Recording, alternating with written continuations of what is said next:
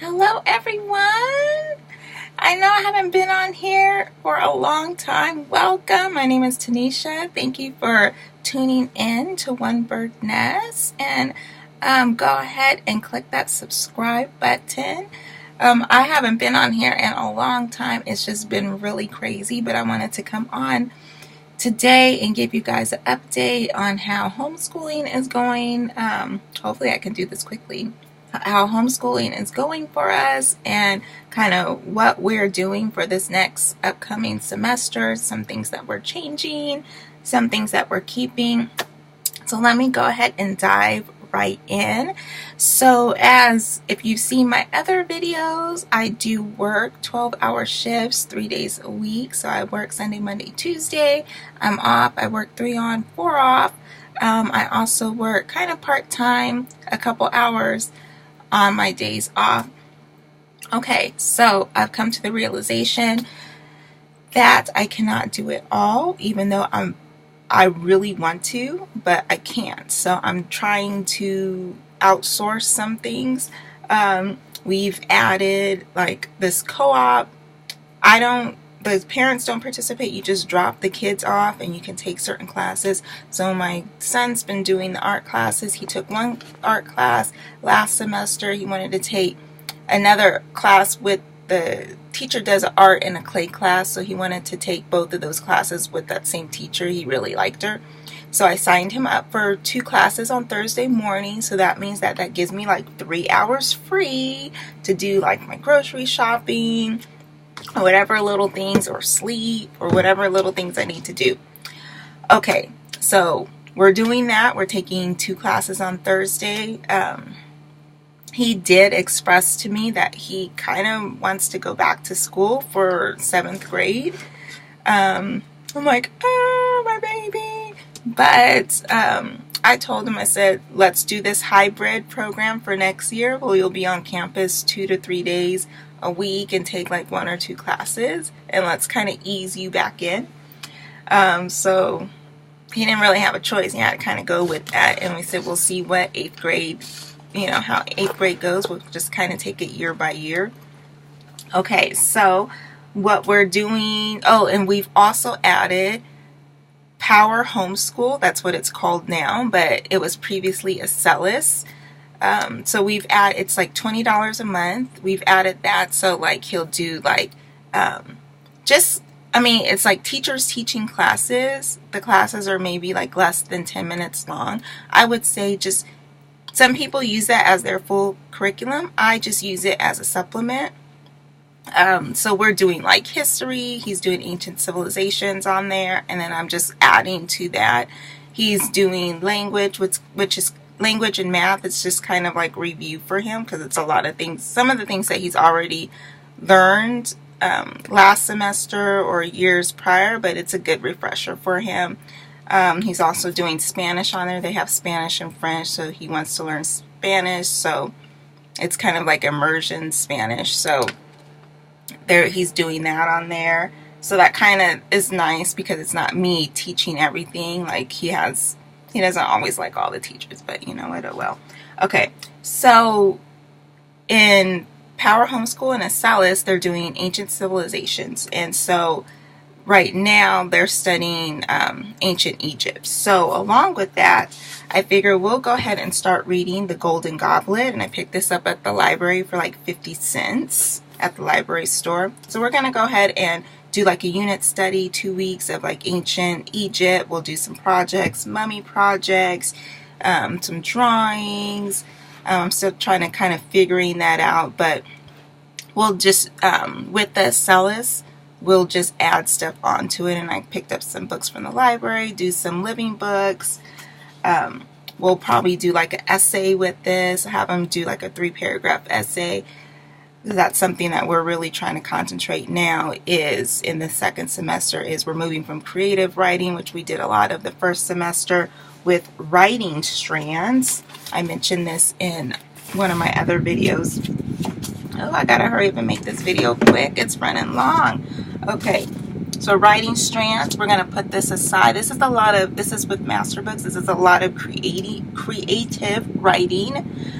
So we're going to put this to the side for a little while, and we're going to work on poetry. So I picked this up. I don't know if you guys have this where you are, but there's a store here called Five Below, and they had a book called Write the Poem. So it gives you kind of, I don't know if you can see, it'll give you like a list of words.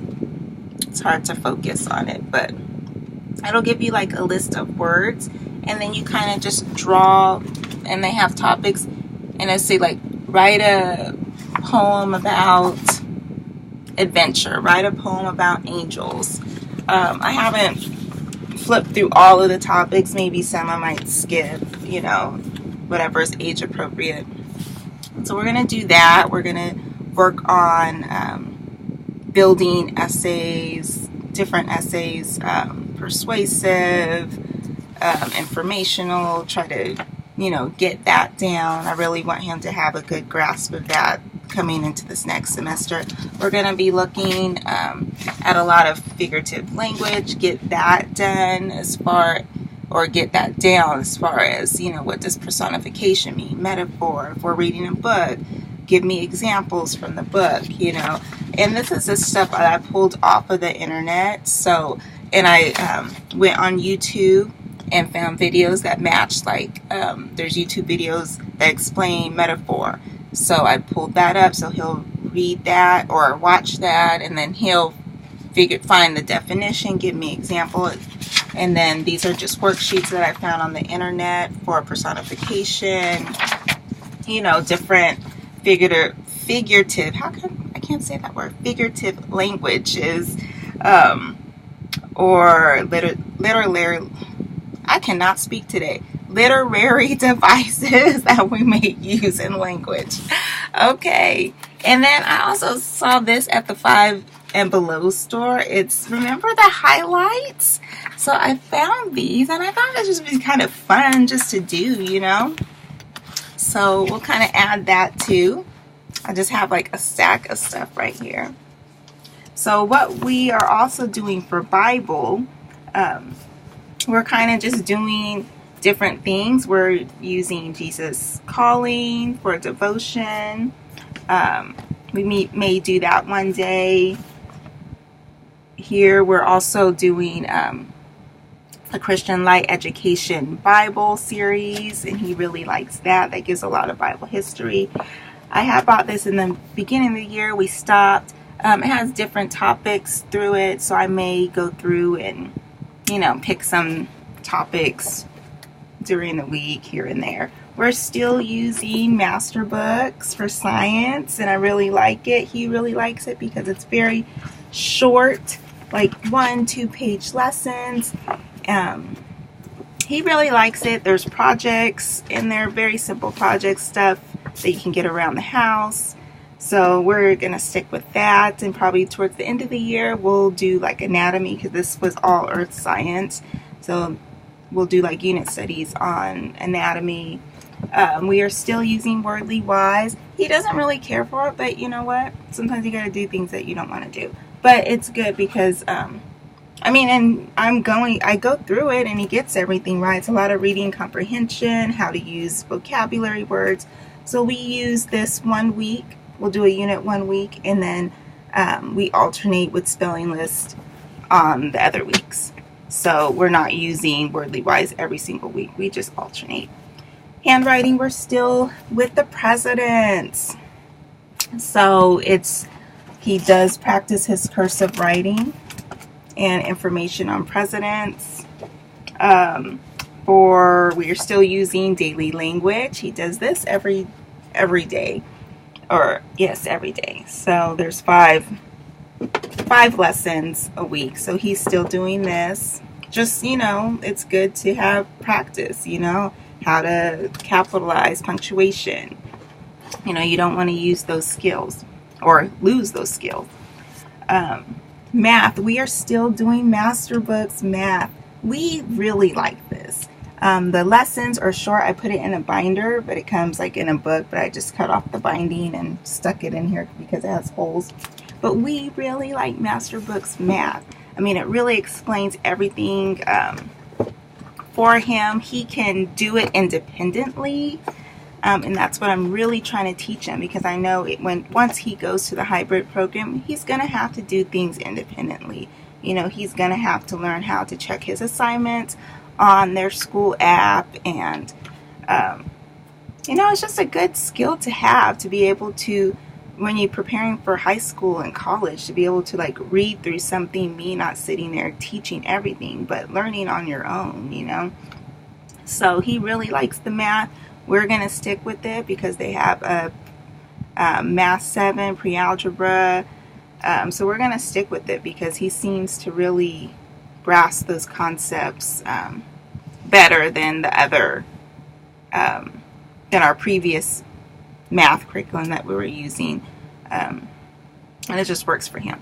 So that's my update for right now. I'll try to get back on here and try to, if you guys have any questions about something, or you want to see something in more detail, I can put that together for you. But just wanted to let you guys know what we were doing. I just kind of, things got crazy and I couldn't get on here. So that's our update. We're still homeschooling. Okay, I'll see you guys later. Bye.